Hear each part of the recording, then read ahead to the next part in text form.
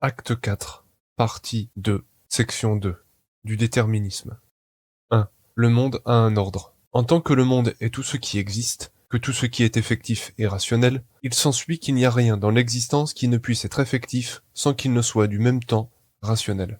Autrement dit, en tant que le monde est tout ce qui existe et que rien ne se trouve en lui qui ne lui soit étranger, il suit de cela que tout ce qui existe doit nécessairement trouver sa nature et sa raison dans l'ordre du monde. Dit encore autrement, tout ce qui existe exprime son effectivité selon un certain ordre. Autrement, c'est que cela n'existe pas. En clair, au monde, il est nécessaire qu'il y ait un ordre. Si on le nie, alors on nie que le monde puisse jamais se maintenir dans quelque forme que ce soit, même celles absurdes, et qu'un sujet ne pourra jamais rien en apprendre. En un mot, le monde est déterminé par des lois. Ces lois en sont ses raisons. 2. L'ordre du monde s'exprime par des lois.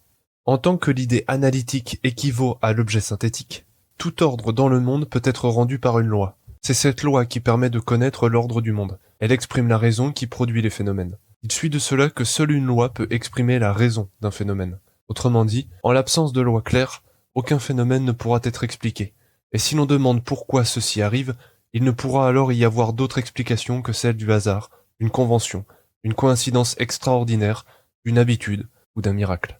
Par exemple, le soleil ne se lève pas par convention, ni par habitude. Son cycle obéit à un ordre dont il faut comprendre les lois. Si un sujet ne cherche pas les lois derrière les phénomènes, il ne pourra voir de ceci que le produit d'un hasard fabuleux ou d'une convention sociale. Il ne verra jamais dans le monde que des corrélations et jamais des causes. Citation.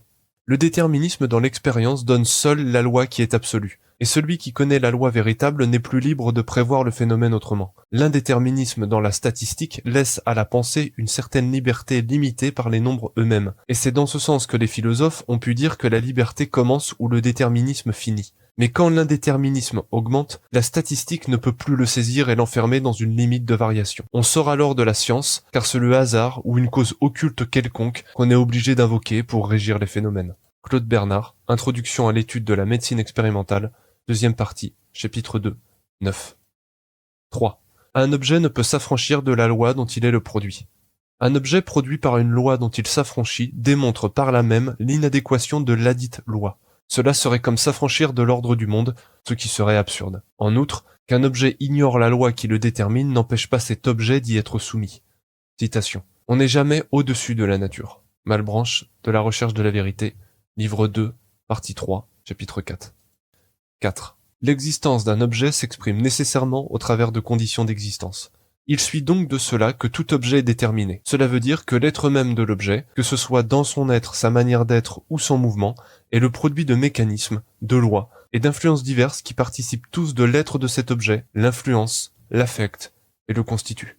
En d'autres termes, exprimer l'existence d'un objet, c'est exprimer les lois et les mécanismes par lesquels il est déterminé et par lesquels il s'exprime. C'est cela que nous nommons des conditions d'existence. Ce sont ces conditions qui permettent d'exprimer l'existence d'un objet. Sans cela, un objet ne peut exister en aucune manière. Plus précisément, par conditions d'existence, nous entendons ce qui, de par l'inertie et les lois que l'existence impose, conditionne l'objet en tout ce qu'il est. Par conséquent, les conditions d'existence déterminent chez un objet des propriétés qui sont pour lui des nécessités qui découlent de sa condition. Par exemple, un carré possède nécessairement 4 angles droits, et tous ses segments sont de même longueur. C'est une conséquence nécessaire de sa nature propre. On ne peut avoir cette nature sans avoir ses propriétés. Autrement dit, ou bien un objet s'exprime nécessairement au travers de l'ordre et des lois du monde, ou bien il n'existe pas, car son existence même est produite et maintenue par cet ordre et ses lois. Dit encore autrement, exister, c'est être contraint par autre chose. C'est exprimer cette existence d'une certaine manière au travers d'un certain ordre. Ce qui n'est contraint par rien ne peut exister. Ce qui serait, pour ainsi dire, absolument libre et affranchi de toute condition ne pourrait exister en rien. Voir partie 2, section 7, de la liberté. Un objet qui ne serait déterminé par aucune condition serait absolument négatif. Or, qu'est-ce dire d'un objet absolument négatif sinon qu'il n'existe pas? En un mot, en tant qu'un objet ne peut exister qu'au travers de l'existence, il n'y a pas d'existence indépendante de ce qui permet cette existence. 5. Les objets sont déterminés par d'autres objets. En tant que le monde est un cosmos, et que tout ce qui existe est déjà engagé dans un réseau d'objets, être au monde, c'est être déterminé par d'autres objets. Dit autrement, en tant que le monde est effectif, et que tout ce qui existe est actif, chaque objet en affecte un autre dans l'expression de son existence qui, dès lors, détermine celle des autres. Nous pourrions parler d'altérité efficiente. Par cela, nous voulons dire qu'aucun objet n'est absolument pur dans son existence, mais constamment altéré par autre chose. Dit encore autrement, en tant que le monde est tout ce qui est, que rien n'existe dans le monde qui ne lui soit étranger, et que le monde a un ordre, il suit nécessairement de cela que tout objet s'exprime au travers de l'ordre du monde. En outre, en tant qu'un objet est une partie du monde et est donc plus petit que lui, l'objet est forcément déterminé par ce quelque chose de plus grand, dans lequel, en outre, il est contenu. Autrement dit, un objet possède nécessairement un ordre par lequel s'exprime son existence. Sinon, c'est que cet objet n'existe pas. En cela, tout objet est nécessairement rationnel. Cela veut dire que tout objet est nécessairement le produit d'une raison dont il suit le cours. Tout objet possède une raison qui exprime son existence et sans laquelle il ne peut ni être, ni continuer d'être.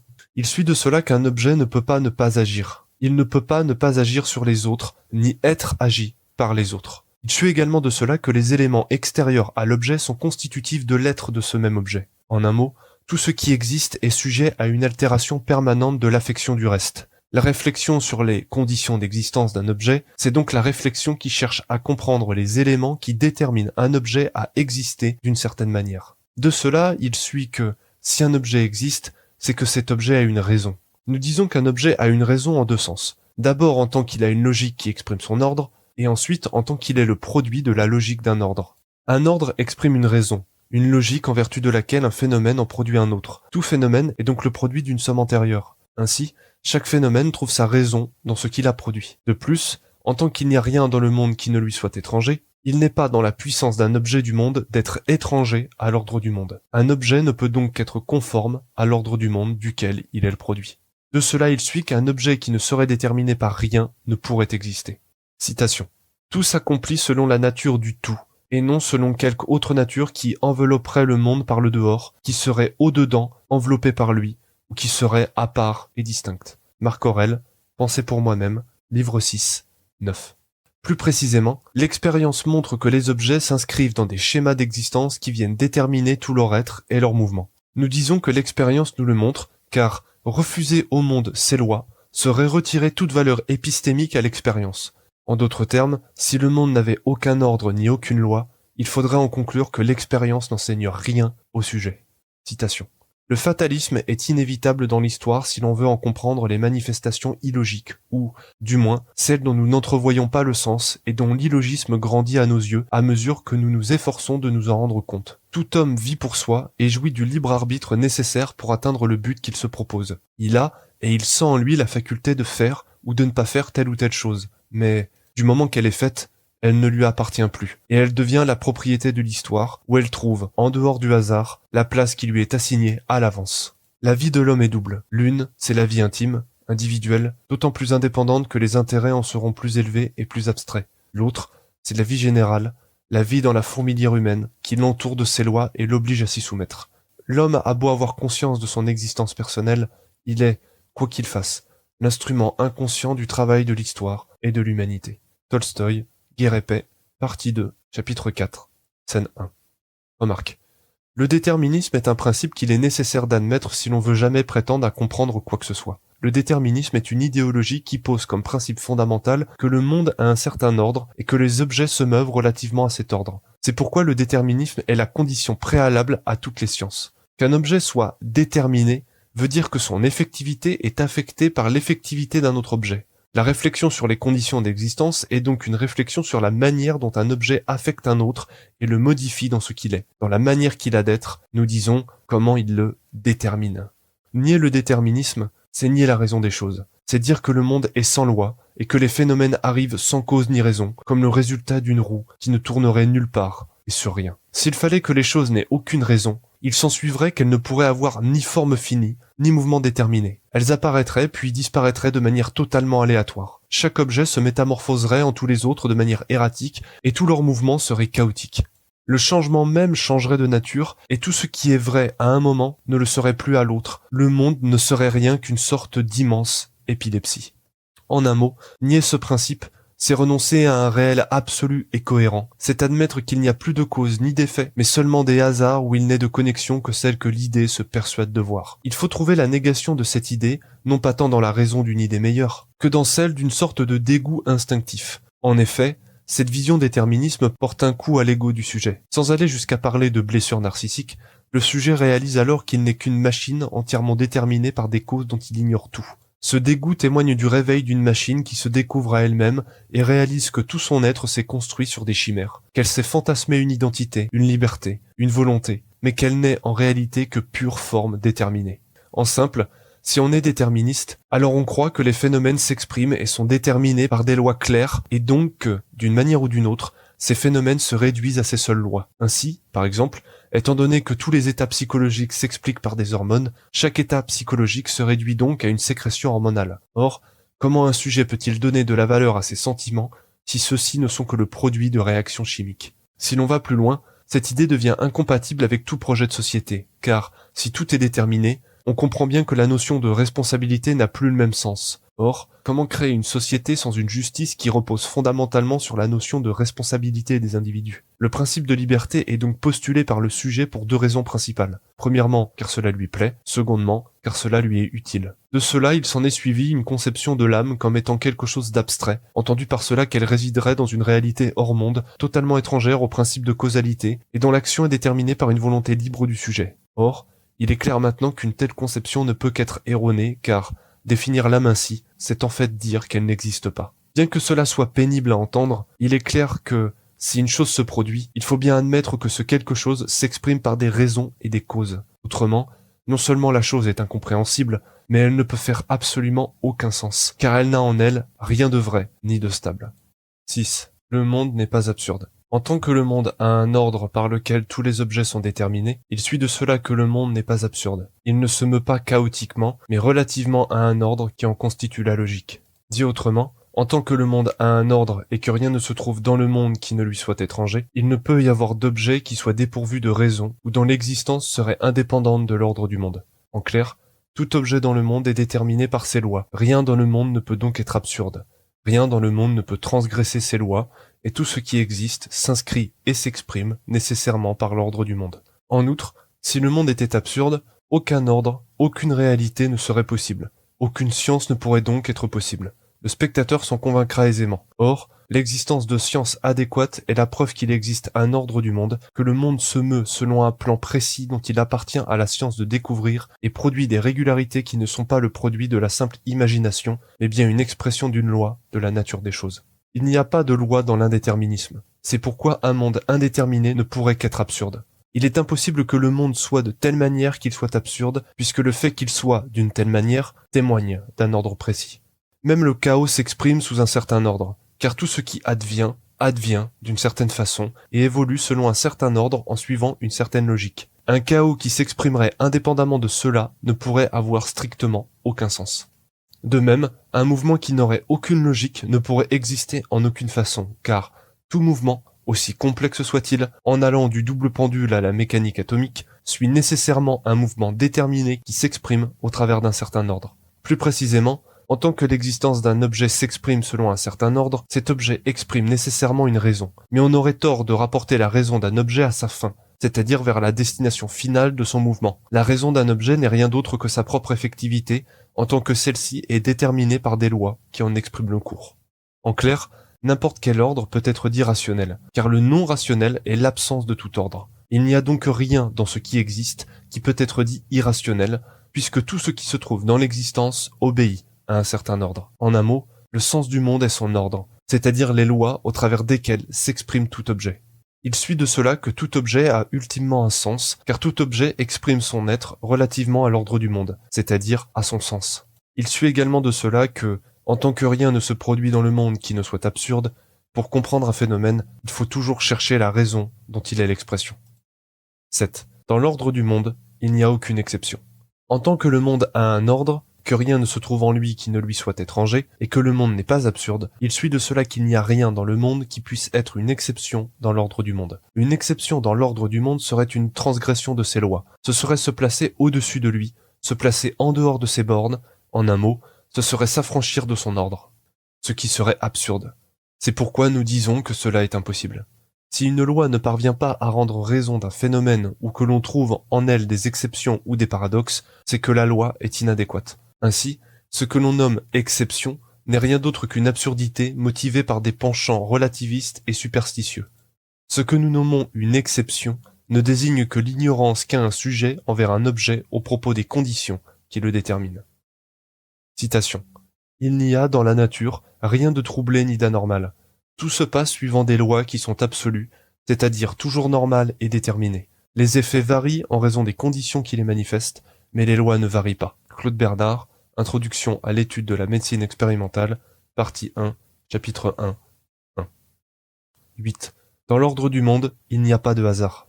De même que, dans l'ordre du monde, il n'y a pas d'exception, de même, dans l'ordre du monde, il n'y a pas de hasard.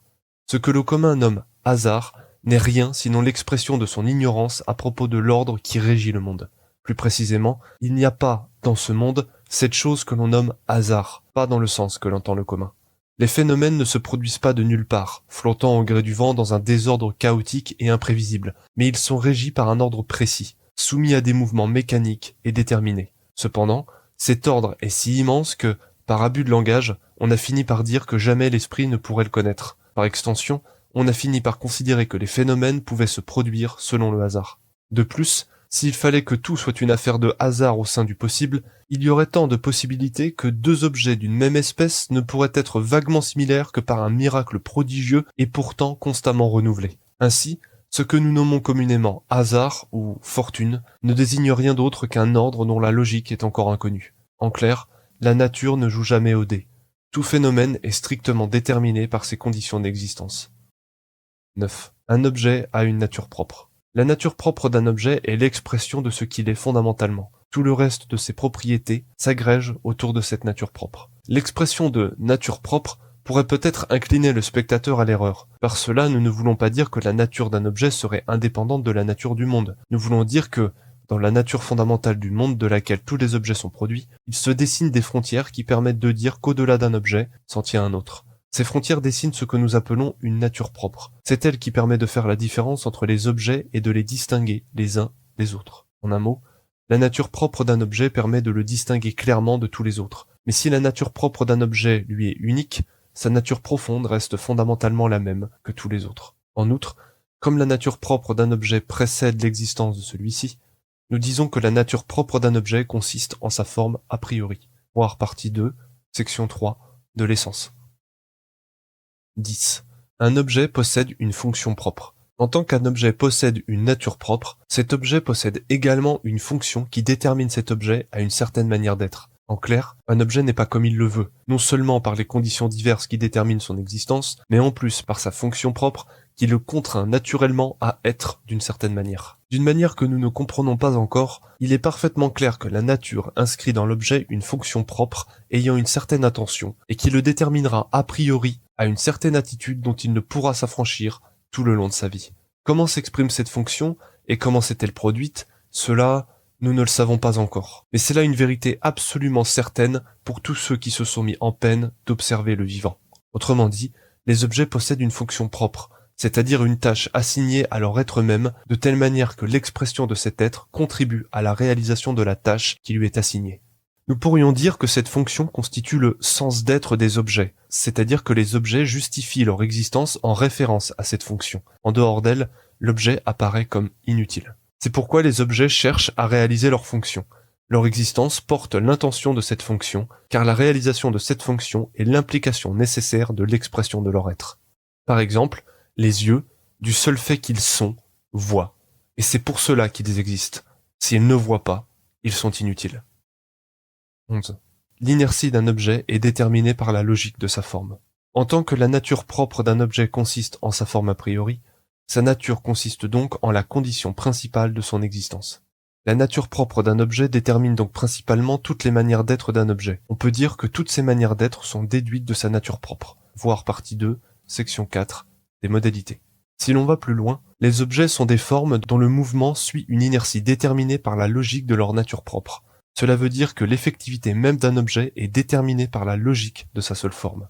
En d'autres termes, l'intention de la nature propre d'un objet, c'est-à-dire sa fonction, projette cet objet vers une destination particulière, ce que nous pourrions appeler son destin. L'inertie de cet objet est donc déterminée par la condition même de ce qu'il est. Autrement dit, l'inertie des objets est déterminée par la logique de leur forme a priori, c'est-à-dire de leur nature propre. Cette logique est dite a priori, car elle précède l'effectivité des objets et en détermine le mouvement.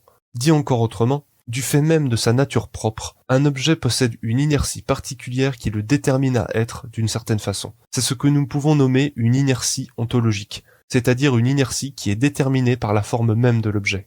En outre, comme chaque objet porte en lui la logique qui en détermine l'inertie, analyser l'objet en totalité, c'est nécessairement finir par connaître la logique en vertu de laquelle un objet est déterminé. En clair, les objets ne sont donc pas des pages vierges sur lesquelles ils sont libres d'écrire ce qu'ils veulent, mais sont bien déterminés par la logique de leur nature propre dont ils suivent l'inertie tout au long de leur vie. En somme, l'existence d'un objet est la déduction par sa logique propre de sa forme a priori. L'objet n'est donc pas une page vierge sur laquelle il est possible d'écrire n'importe quoi. Ce qu'il est et la manière qu'il a d'être est déterminée par ses conditions d'existence. Remarque, si nous cherchons à résumer ce qui vient d'être dit, un objet n'est pas absolument libre, comme s'il flottait dans le néant. Le mouvement de cet objet, et plus généralement encore, ses manières d'être, sont déterminés par des causes et par une logique précise qui se trouve dans sa nature propre, c'est-à-dire dans sa forme a priori. Si l'on analyse un objet jusqu'à son fond, il est tout à fait possible d'en formaliser la logique propre en vertu de laquelle un objet exprime son existence et de connaître ainsi tout ce qu'il peut être. Voir partie 2, section 4, des modalités. 12. Aucun objet ne peut s'affranchir de sa nature propre. De même qu'un objet ne peut s'affranchir de la loi à laquelle il est soumis, de même, aucun objet ne peut s'affranchir de sa nature propre, c'est-à-dire ne peut dévier de la logique de sa forme a priori. Dit autrement, la nature propre d'un objet est l'expression même de ce qu'il est. Il ne peut s'affranchir de sa nature tout en restant le même, il ne le peut qu'en n'étant plus. En un mot, aucun objet ne peut cesser d'être ce qu'il est, fondamentalement. D'une manière très imagée, les objets sont par nature comme mis sur des rails desquels ils ne peuvent dévier en aucune façon. En allant plus loin, s'il est vrai que tout objet subit l'altération de l'effectivité du reste, il n'est pas vrai de croire que cette altération affecte l'objet de telle manière à changer sa nature propre. Autrement dit, si chaque objet est altéré par un autre, cet autre ne se substitue pas à l'objet qui l'affecte. Ces déterminations ne se substituent pas à l'objet qui en est affecté. L'objet est affecté d'une certaine manière par l'altération qu'implique son existence, mais sa nature propre ne change pas. En clair, en tant qu'un objet subit une altération permanente du fait de son existence, il peut perdre, gagner, changer et modifier ses propriétés au gré des affections. Mais sa nature propre ne change jamais. Elle ne s'achève que lorsqu'elle est parvenue au bout de là où l'a menée sa logique. En outre, une action répond toujours à un naturel. Si un sujet fait quelque chose, c'est que, d'une manière ou d'une autre, il avait déjà cette chose en lui, si ce n'est en tant qu'objet, du moins, en puissance. En un mot, aucun sujet ne fait ce qui est impossible à sa nature propre. S'il le fait, c'est qu'il le pouvait. S'il le pouvait, c'était qu'il l'avait déjà en lui. Remarque, nous pensons que l'expérience apprendra au spectateur que nul n'agit que conformément à sa nature, et en ce que cette nature contraint le sujet à faire. Il faut une force terrible à un sujet pour chercher à en prendre de la distance. Mais là encore, cette force exprime une capacité qui était comprise dans sa nature propre. Il y a certains sujets qui n'ont pas en leur nature la capacité nécessaire pour s'éloigner de leurs pulsions les plus basses. Nous avons à ce sujet un exemple saisissant. Nous avions à travailler avec un enfant qui avait été extrait en bas âge d'un contexte qui lui était très nuisible. Cet enfant n'a donc jamais connu consciemment ce contexte. Malgré ça, tout son être aspira à retourner vers ce contexte premier, fût-il miséreux, et que pourtant il n'a jamais connu. Sans doute qu'il le sut lui-même. Il déploya une série de comportements dont il ignorait lui-même les raisons et les intentions afin de retourner à sa condition première. Bien d'autres cas ont été du même type. Ainsi, ce type d'enfant n'a pas été enfermé dans des catégories sociales par une classe aisée, comme certains le disent. Ils ne sont pas non plus contraints dans leur existence même à ne pouvoir jamais faire autre chose que renforcer les chaînes de leur asservissement. Bien au contraire, ils sont si attachés aux chaînes de leur asservissement que, même si on les leur ôte, ils n'aspirent qu'à prestement les remettre. Ce n'est pas qu'ils ne le peuvent pas, c'est qu'ils ne le veulent pas. Ou plutôt, qu'au fond d'eux réside une volonté qui tend inconsciemment le corps à se diriger vers un point bien précis. Ce point, c'est la logique de leur nature propre qui les y pousse.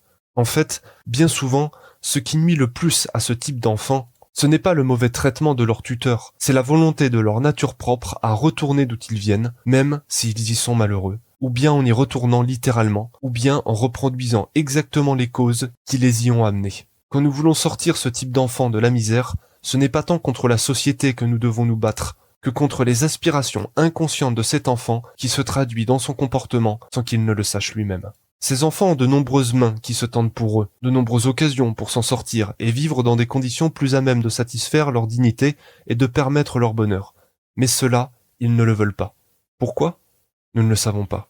C'est comme s'ils préféraient une misère où ils sont chez eux, qu'un bonheur où ils sont étrangers. Toute l'éducation, toute la morale, tous les biens et les capacités acquises au cours de leur vie ne serviront aucunement à suppléer cette nature propre qu'ils gardent au plus profond d'eux. Et ils n'auront cessé de vouloir retourner vers leurs conditions misérables originelles. C'est comme si la médiocrité était constitutive de leur nature propre et qu'elle leur empêchait d'aspirer à toute autre chose. Et, comme la pierre qui chute suit un mouvement déterminé par des lois physiques, eux ne tendent pareillement à rien d'autre qu'à la médiocrité. Il n'y a que ceux qui ont une très grande fermeté d'esprit et une grande noblesse de cœur qui parviennent à en prendre de la distance. Mais ce travail terrible qu'ils font sur eux-mêmes ne se substitue aucunement à cette volonté de leur nature propre qui continue de parler au fond d'eux. C'est une bataille de chaque instant contre soi-même pour aller vers un endroit autre que celui auquel nous destine notre nature propre. Est-ce à dire qu'un enfant qui a des parents alcooliques sera nécessairement alcoolique ? Pas exactement. C'est encore plus fondamental que cela. Nous voulons dire que, si un individu naît mauvais, il restera mauvais, quoi qu'il fasse. De même, s'il est gentil, courageux, lâche, colérique, etc., etc. Bien sûr, un individu mauvais peut être bon, et un bon peut être mauvais. Mais cela n'est possible que par un effort très grand de cet individu pour aller contre le courant où l'entraîne sa nature propre. Il pourra faire autre chose que ce que sa nature propre lui commande inconsciemment, mais il ne pourra jamais substituer sa nature propre à tout ce qu'il pourra en faire.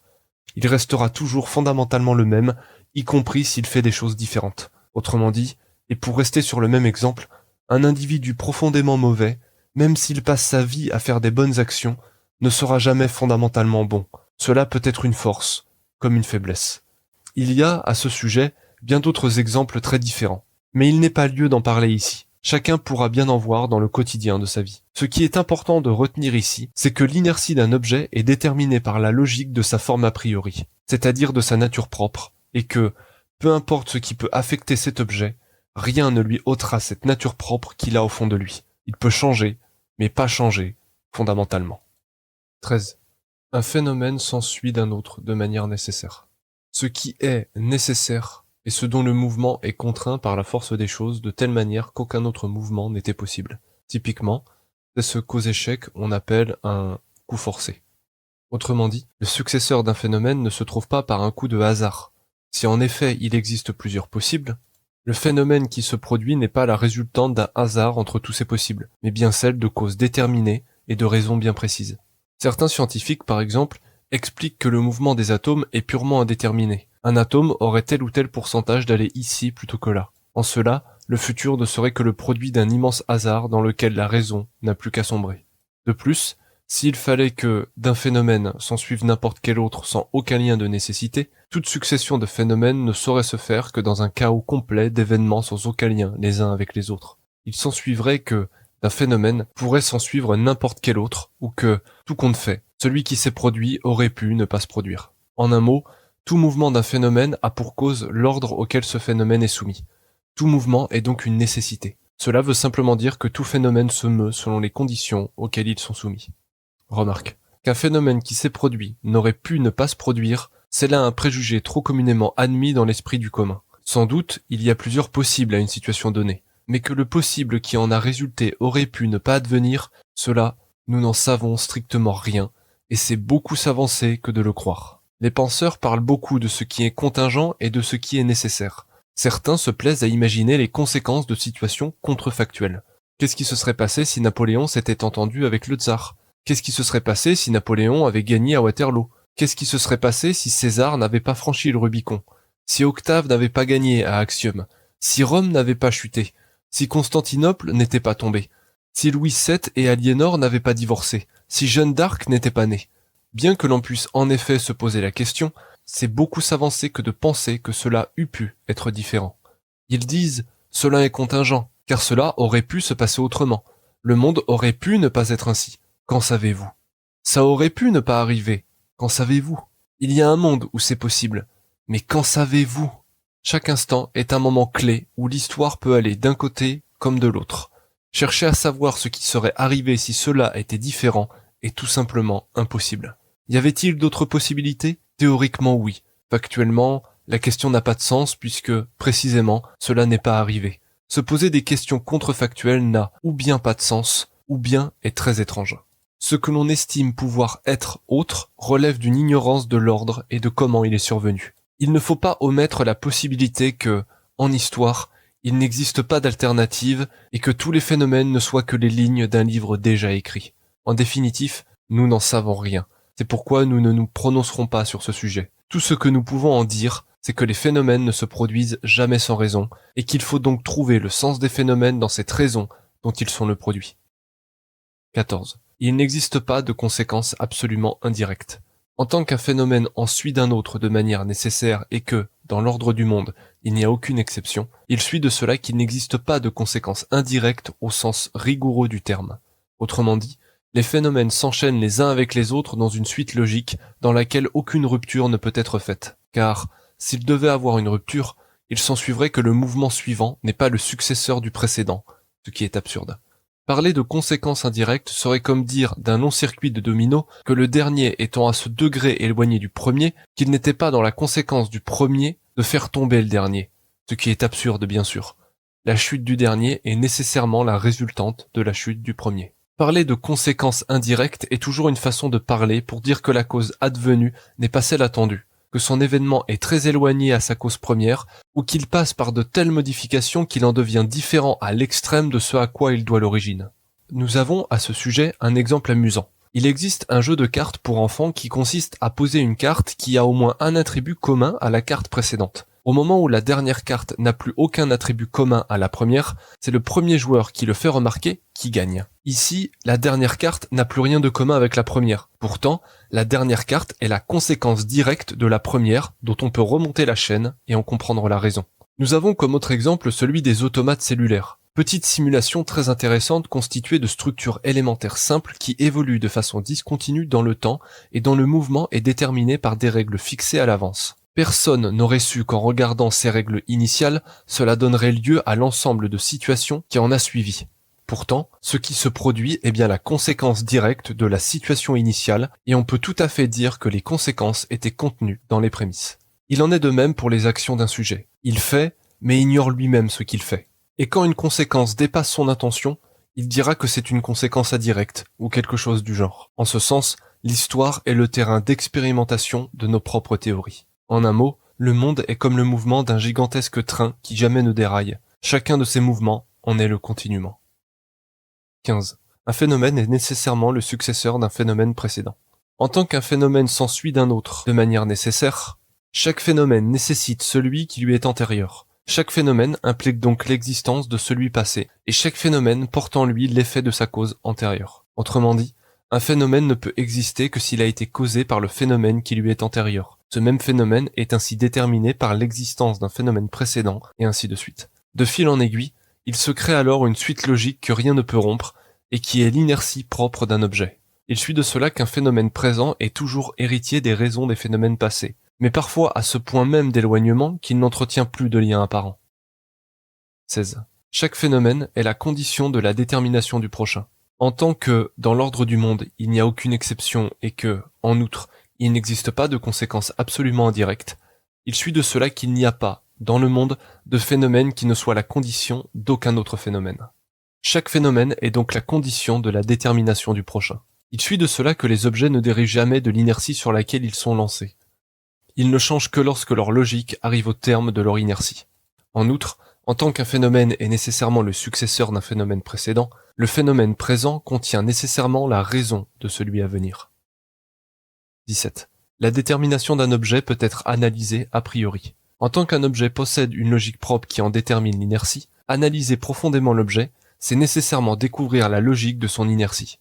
Autrement dit, en tant qu'un phénomène s'ensuit d'un autre de manière nécessaire et que chaque phénomène est la condition de la détermination du prochain, si l'on comprend la logique d'un phénomène présent, on comprend de la même façon ce qu'il implique dans le futur. Dit encore autrement, en tant que la logique est la raison d'une suite qui en donne le successeur nécessaire, comprendre la raison des phénomènes permet de prévoir ce qui s'en déduit. C'est comprendre la logique qui permet de déterminer le successeur d'un phénomène. Il suit de cela qu'il est possible d'établir les lois du mouvement d'un objet une fois que l'on a compris la logique qui en détermine l'inertie. Citation. Lorsqu'on possède la loi d'un phénomène, On connaît donc non seulement le déterminisme absolu des conditions de son existence, mais on a encore les rapports qui sont relatifs à toutes ces variations, de sorte qu'on peut prédire les modifications de ce phénomène dans toutes les circonstances données. Claude Bernard, Introduction à l'étude de la médecine expérimentale, deuxième partie, chapitre 1, 4. Remarque. De ce qui précède, il suit que l'analyse d'un phénomène permet de trouver la raison de celui à venir. Cependant, bien que les phénomènes se suivent de manière nécessaire, d'un même phénomène peut s'en suivre une multitude de possibles. L'esprit infirme du sujet se perd dans ce multiple de possibles. Il se perd dans de multiples hypothèses à propos desquelles il ne peut, au fond, avoir aucune certitude avant qu'elles se présentent à lui. Et comme, d'un même phénomène, il peut s'en suivre une multitude de possibles, il s'ensuit qu'un sujet devra nécessairement faire, à un moment ou à un autre, le pari de l'avenir. Autrement dit, si le sujet veut agir et ne pas rester passif et béat, il devra nécessairement se dire « je crois que le monde va par là ». Cette croyance, il n'en aura au fond aucune certitude. Elle sera une idée inadéquate qu'implique l'infirmité de son esprit. Il pourra toutefois chercher à être le plus adéquat possible par une réflexion critique. C'est pourquoi nous avons dit que l'idée inadéquate oblige à un acte de foi qui repose sur la raison. Dans ce grand pari qu'est la foi, beaucoup se tromperont. Néanmoins, ce pari est absolument nécessaire à la pratique de la vie. Il suit également de cela que l'histoire du monde est le tribunal de la vérité. Qui se place dans son courant est sûr d'avoir raison. 18. Un objet est déterminé par le contexte dans lequel il est compris. Il est patent que ce qui se produit dans un contexte est déterminé par les conditions d'existence de ce même contexte. Si un contexte possède certaines propriétés, alors les objets qui s'y inscrivent les posséderont également, ou, à tout le moins, seront déterminés par elles. Autrement dit, si un objet plus petit se trouve contenu au sein d'un objet plus grand, l'inertie de l'objet plus petit sera déterminée par la logique de l'inertie de l'objet plus grand. Pour que le spectateur puisse s'en convaincre, qu'il regarde seulement ce schéma. Mettons un contexte A qui possède une propriété X. Mettons maintenant un autre contexte B qui possède une propriété Y. Ainsi, un objet s'inscrivant dans A aura la propriété X, tandis que si elle s'inscrit dans B, elle aura à la fois la propriété X, car B est dans A, mais également la propriété spécifique de B, qui est Y. Ainsi, un objet porte en lui les propriétés de ce qui le produit. Il est exclu qu'un objet soit la conséquence d'une cause qui ne lui ressemble en rien. Il portera toujours quelque chose de ce dont il est la cause. On pourra nous objecter que placer un liquide dans un solide ne fait pas de ce liquide un solide. Cela est vrai. Mais ce n'est pas véritablement le propos. Ce que nous disons ici est qu'un objet porte nécessairement en lui quelque chose de la condition d'existence qu'il a déterminée. 19. Dans l'ordre du monde, il existe une intelligence universelle. En tant que le monde a un ordre qui détermine tous les objets, que le monde n'est pas absurde et que, en outre, ce qui est effectif est rationnel, tous les phénomènes se produisent selon une intelligence. Autrement dit, si l'effectivité d'un objet témoigne d'une raison, cette raison exprime une intention qui témoigne d'une intelligence. Cette intelligence, nous ne savons pas ce qu'elle est ni ce qu'elle veut, mais elle existe. En clair, le monde fonctionne trop bien pour que ce ne soit pas le produit d'une volonté. Voir partie 2, section 5 du sujet. Si le spectateur n'aime pas ce mot de bien, nous dirons, comme on dit communément, que le monde est trop bien huilé pour que ce soit le produit du hasard. L'idée est que la raison du monde témoigne d'une intention. D'une manière extrêmement imagée, cela revient à dire que quelque chose a voulu que cela soit ainsi. Ainsi, le monde n'est pas un accident ni une chimie de hasard. Il est l'expression d'une intelligence universelle qui se manifeste au travers de tous les phénomènes qu'elle produit. Cette notion d'intelligence est difficile à démontrer. Nous pouvons néanmoins tenter d'en défendre la raison par cette citation de Rousseau. Citation. Si la matière mue me montre une volonté, la matière mue selon de certaines lois me montre une intelligence. Rousseau, Émile ou de l'éducation, livre 4, Profession de foi du vicaire savoyard. 20. Tout objet exprime son existence relativement à une intelligence universelle. En tant que tout objet est déterminé par l'ordre du monde, que tout objet exprime son existence au travers de la raison du monde et que la raison du monde témoigne d'une intelligence universelle, tout objet exprime son existence relativement à cette intelligence universelle. En clair, tout objet se réfère à cette intelligence universelle pour exprimer son existence, car sa seule manière d'être est déterminée par ses raisons. Tout objet prend donc son sens relativement à cette intelligence universelle. Cette raison qui reste une et identique est le produit de tout ce qui est, et le terrain sur lequel se produisent les diverses déterminations. Il s'agit d'une raison supérieure aux divers sensibles des objets qui en constituent l'ordre et la logique. Par conséquent, et comme nous l'avons déjà dit, rien de ce qui existe ne peut être absurde, car si cela est absurde, c'est que cela n'existe pas. Tout ce qui existe a ultimement un sens qui est garanti par l'intelligence universelle dont le tout est le produit. 21. L'effectivité de l'intelligence universelle est la pensée. L'effectivité de cette intelligence universelle peut être considérée comme un acte de pensée. C'est pourquoi nous avons dit que la pensée était l'effectivité même de l'être. En outre, en tant que l'effectivité de l'être est toujours sensible, le sujet a toujours un rapport sensible à l'effectivité de l'intelligence universelle. En clair, le sujet ressent cette intelligence et c'est à partir d'elle qu'il tire toutes ses idées. C'est pour cela que l'on dit d'un sujet qu'il est un être pensant. Les idées ne sont pas le produit d'une invention pure dont un sujet aurait le fantasme, mais bien des intuitions qui sont le produit de ce rapport sensible à l'intelligence universelle. Un sujet pense constamment cette intelligence. Il cherche à en conceptualiser clairement les intuitions. D'une manière très imagée, l'intelligence universelle est comme une eau dans laquelle baignent constamment les sujets. Nous disons donc que le monde pense, non pas en tant qu'il produit des raisonnements au sens où l'entend le commun, mais simplement en tant qu'il est effectif et que l'objet qui se trouve en lui en est affecté. En un mot, le monde est comme un immense esprit qui pense en permanence et dont les raisons des idées sont les lois des phénomènes. 22. L'intelligence universelle a conscience d'elle-même. D'une manière qui peut être complexe, l'intelligence universelle se connaît entièrement et directement, car il n'y a rien qui se produise en elle qui ne lui soit étranger, et que tout ce qui existe en est la manifestation. En outre, en tant que tout ce qui existe est le produit de cette intelligence, et que tout ce qui existe continue d'être par cette intelligence, l'effectivité même de ce qui existe n'est rien d'autre que celle de cette intelligence. Dit autrement, en tant que le monde est tout ce qui existe et que le monde a une intelligence, il est clair que tout ce qui est contenu dans le monde est le phénomène d'une intelligence universelle qui s'exprime et se déploie dans tout ce qui existe. En clair, l'intelligence universelle se déploie et s'exprime dans le particulier. Mais comme il n'est rien dans le monde qui ne lui soit étranger, il est impensable que cette intelligence n'ait pas la connaissance totale de ce qui se manifeste en elle. Cela serait comme si, à l'intérieur d'elle, il se produisait des phénomènes qui lui seraient inconnus, qui lui seraient étrangers, ce qui est absurde, car si cela était le cas, il ne pourrait pas se produire. En simple, en tant que tout ce qui se produit dans le monde s'exprime relativement à l'intelligence universelle, il suit de cela que cette intelligence a une conscience entière de tout ce en quoi elle se manifeste. C'est ce que nous pourrions appeler la conscience du monde. De cela, il suit qu'il est impossible qu'il y ait une partie de cette intelligence qui, à un moment ou à un autre, ne pense pas. De cela, il suit également qu'il n'y a pas, dans cette intelligence, d'inconscient au sens où l'entend le commun. Il y a une efficience permanente de l'être, et donc de la pensée universelle, même quand ce que nous nommons communément conscience a cessé d'exister chez un sujet. Remarque. Nous sommes tout à fait conscients que ces derniers points pourront en choquer plus d'un. Cela est dû au fait que les mots de penser et de vouloir sont étranges à employer pour autre chose qu'un sujet, et qu'ils n'ont pas le même sens que nous les attribuons à cette intelligence universelle. Il ne s'agit pas là d'une vérité stricte, mais d'une façon de parler pour exprimer quelque chose que nous comprenons encore mal. Nous ne disons pas que le monde veut, comme un sujet voudrait un café ou voudrait devenir président. Nous disons que chaque phénomène exprime une intention qui témoigne donc d'une volonté. Nous disons donc que le monde veut. De même, l'effectivité même de l'être peut être considérée comme une manière de penser, car si cela n'était pas le cas, aucun sujet ne pourrait avoir d'idée, car il n'aurait rien à penser. Tout ce que le sujet pense est produit de cette intelligence qui, toujours, est effective. Il y a donc impossibilité de l'être à ne pas penser, parce que la pensée est l'activité même de l'être. Nous disons donc que le monde pense. 23. L'effectivité du monde témoigne d'une intelligence qui cherche à se réaliser.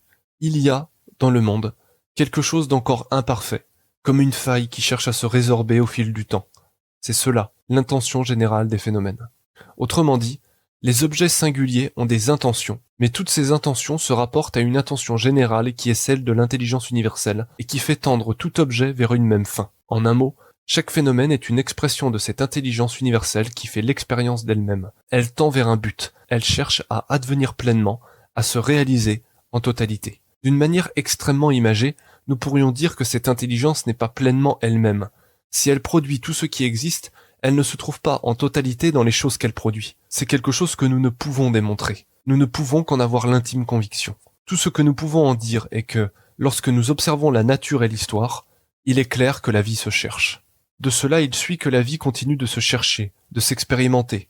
Elle n'est pas encore parvenue à trouver son épanouissement plein et entier et ne se maintient encore que par un équilibre précaire et imparfait. Tous les phénomènes participent d'une fin générale et universelle en but duquel le monde se meut et se dirige. Ainsi, le monde ne se meut ni absurdement, ni aveuglément, mais il tend bien vers quelque chose. Quel est ce quelque chose ? Nous ne savons pas. Il est de notre foi que cela soit la forme parfaite de la vie, la perfection suprême, le suprême bien. Le bien général ne se fait jamais qu'à l'aune d'un mal particulier. Nous disons cela non pas en tant que le bien général est toujours le mal singulier, mais en tant que le bien général n'est pas à mesure singulière et qu'il ne peut se faire sans un mal à ce bien singulier, tel que ce singulier se représente être son bien. D'une manière moins convaincante, mais qui a tout de même son importance, l'effort de vie est intenable si on n'a pas, en soi, la croyance que l'on tend vers le mieux. À quoi bon continuer de maintenir une vie qui n'est que douleur et qui, en définitive, ne tend que vers le pire ? En outre, en tant que le monde est toujours identiquement le même, il reste le même indépendamment de ce qui s'y passe. La vie n'est donc pas une lutte contre elle-même, ce qui reviendrait à dire que la vie est contradictoire à elle-même, mais une unité qui continue d'être indépendamment de comment elle s'exprime. Ce sont les objets singuliers qui luttent entre eux, car leurs intérêts particuliers sont chacun différents. Mais la vie, elle, reste toujours la même. Rien ne naît ni ne meurt, rien n'est triste ni joyeux. Chaque phénomène est l'expression d'une même vie universelle qui continue de se déployer dans tout ce qui existe. Remarque. À cela, le spectateur aura sans doute beaucoup à objecter. Comment donc le monde peut-il tendre vers le suprême bien ? Le monde n'est-il pas peuplé de créatures de toutes sortes qui semblent mener une guerre éternelle ? Le monde n'est-il pas composé de multiples phénomènes qui sont de véritables catastrophes pour le vivant et qui semblent limiter l'essor de celui-ci ? Ne voit-on pas dans le monde que guerre, famine, épidémie, catastrophes climatiques, en un mot, rien de plus que le spectacle sans fin de la mort ? Comment donc peut-on considérer toutes ces choses comme étant ultimement bonnes ? C'est là une question très complexe. Nous pensons qu'un bien peut s'ensuivre d'un mal si celui-ci permet de prendre conscience d'un bien. Il en est ainsi dans tout ce qui se produit. Il y a un bien derrière chaque phénomène, et ce bien est si éclaté dans le temps et dans l'espace qu'on peut ne pas le voir au travers du mal actuel contre lequel on se blesse. Il faut toujours voir le bien qui se cache derrière le mal. Il ne s'agit pas ici d'un optimisme naïf, il s'agit de dire que lorsqu'on observe l'histoire et la nature, on est contraint de reconnaître l'idée d'un progrès général qui dessine la direction du monde vers une plus grande perfection. Ainsi, même les plus grandes catastrophes ne sont au fond que des détails de la nature, et même la lutte impitoyable des espèces exprime une certaine harmonie. Le monde n'est pas un chaos où tous les individus seraient condamnés à s'entre-dévorer jusqu'à la fin des temps, mais il est un ensemble d'individus qui participent tous d'un même dessein qui tend vers un plus grand bien. Cependant, il ne faut pas confondre le bien singulier qui touche la survie du sujet et le bien général du monde. Et quand nous examinons ces détails de la manière la plus neutre possible, nous avons l'intuition que tous ces détails expriment une intelligence qui dessine une direction et qui, ultimement, tend vers une plus grande perfection. Que le spectateur ne se figure à ce sujet qu'un seul exemple, la grande oxydation. La grande oxydation, ou catastrophe de l'oxygène, est un phénomène naturel qui s'est produit sur une durée très longue, il y a 2,4 milliards d'années, lors du Paléoprotéozoïque. Durant cette ère, la grande majorité du vivant était aquatique et consistait en des organismes anaérobies, ce qui veut dire que leur métabolisme n'avait pas besoin de dioxygène. Il se trouvait également en minorité d'autres organismes comme les cyanobactéries, qui sont des sortes d'algues aux bactéries photosynthétiques. Cela veut dire qu'elles produisent de l'oxygène par l'effet du soleil. Pour que le spectateur ait l'idée la plus claire possible, nous lui livrerons ce que nous livre l'encyclopédie. Les êtres vivants élaborent des structures basées sur le carbone. Tous les autres vivants sont au fond des assemblages d'atomes de carbone. Les organismes responsables de l'oxygénation tirent leur carbone des molécules de dioxyde de carbone, CO2, extraites de l'atmosphère.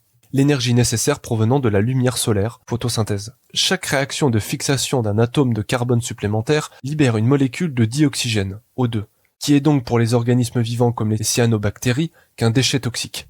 Ces organismes primitifs éliminaient ce dioxygène dans les océans. Celui-ci réagissait avec les composés de l'océan, principalement avec les métaux, comme les minerais ferreux, pour créer ce qu'on appelle des puits d'oxygène, qui n'étaient rien d'autre à l'époque que des sortes de déchetteries d'organismes aquatiques. C'est pourquoi la majeure partie du vivant de cette période était composée des seuls organismes anaérobies. Cependant, il y a environ 2,4 milliards d'années, après l'épuisement du fer ferreux marin, les puits d'oxygène ont saturé et ont fini par répandre le dioxygène des océans au sol et à l'atmosphère.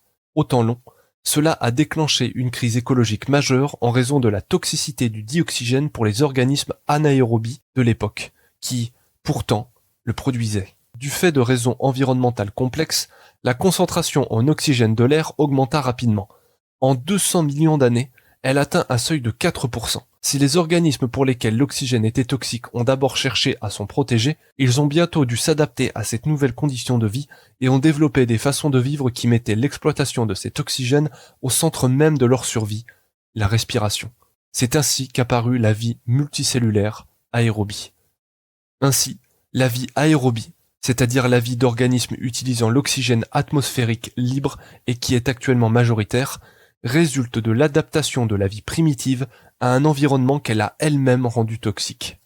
En un mot, la ressource nécessaire et principale de la vie évoluée est la résultante d'un processus qui a causé l'extinction de la quasi-totalité des espèces vivantes et qui a amené à l'une des plus grandes crises environnementales de l'histoire universelle. Fin de la section